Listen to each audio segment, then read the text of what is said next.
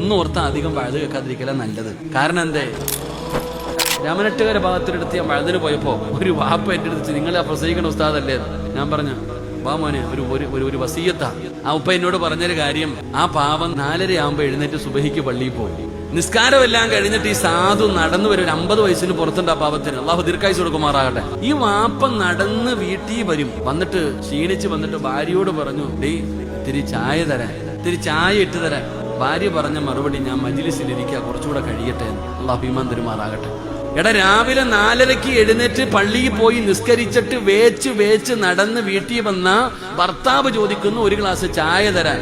അപ്പൊ അവള് പറയാ, ഞാൻ വഴുത് കെട്ടുകൊണ്ടിരിക്കുകയാണ്. ഇതെന്ത് വഴുതാ പെങ്ങളെ? അങ്ങനെ വഴുത് കെട്ടിട്ട് എന്താ കാര്യം? ഇരുന്ന് സമാധാനത്തിൽ കേൾക്ക്. പെങ്ങളെ കേട്ടാ മാത്രം പോരാ, ഒന്നോർത്താ അധികം വഴുത് കേൾക്കാതിരിക്കല നല്ലത്. കാരണം എന്തേ, അറിവ് പഠിച്ചു കഴിഞ്ഞാൽ കേട്ട് കഴിഞ്ഞാൽ അത് ചെയ്യണം. ഇല്ലെങ്കിൽ അതിനുള്ളത് വേറെ കിട്ടും. ഇപ്പൊ തന്നെ ലോഡ് കണക്കിന് കണക്കാ കേട്ടതൊക്കെ. എന്റെ ഭാര്യയോട് ഞാൻ പറയാറുണ്ട്, എന്റെ വഴുത് പോലും നീ കേൾക്കരുത്. കാരണം കേട്ടത് ആദ്യം ചെയ്യ്, പിന്നെ ബാക്കി. അള്ളാഹു നമുക്ക് ഈമാൻ തരുമാറാകട്ടെ. അപ്പൊ നിങ്ങൾ ചോദിക്കും, സിറാജ് ഉസ്താദ് നിങ്ങൾ വഴുത് പറയുന്നല്ലോ. ഞാൻ നിങ്ങളെ നന്നാക്കാനല്ല വഴുത് പറയുന്നേ, ഞാൻ വഴുത് പറയുന്നത് എനിക്ക് നന്നാകാനാ. അള്ളാഹു എന്നെ ഒന്നും നന്നാക്കി തരുമാറാകട്ടെ. കാരണയില്ലാത്ത മനുഷ്യന്മാർ ആമീൻ പറയടോ. നിങ്ങൾ ഇത്രയും പേരുണ്ട്, 40 പേരുണ്ടെങ്കിൽ തന്നെ ദുആയ്ക്ക് ഉത്തരമുണ്ടെന്നാ. നിങ്ങൾ ഇത്രയും പേര് നോമ്പുകാരനായിരുന്നിട്ട് എനിക്ക് വേണ്ടി ഒരു ആമീൻ പറഞ്ഞാൽ ഞാൻ നന്നായാലോ? അള്ളാഹു എന്നെ നന്നാക്കി തരുമാറാകട്ടെ. കൂടണമെങ്കിൽ കൂടിക്കോ, അത്രയേ ഉള്ളൂ.